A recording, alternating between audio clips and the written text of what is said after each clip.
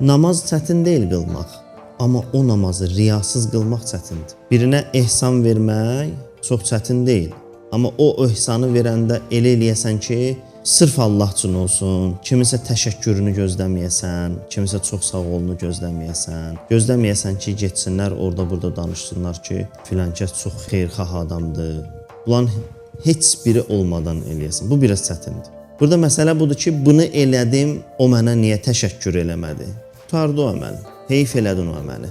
Allah da qiyamət gün deyəcək ki, elədiyin əməli. Təşəkkür də elədilər sənə. Tutardı. Heç nə qalmayıb. Tərif üçün eləməmişdin.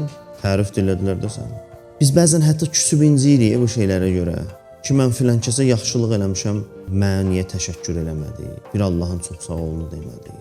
İnsan əməli eləyəndə bu şeyə mühüm çox fikir verməlidir ki, məni tərifləsinlər deyə eləyirəm, yoxsa Allah üçün eləyirəm?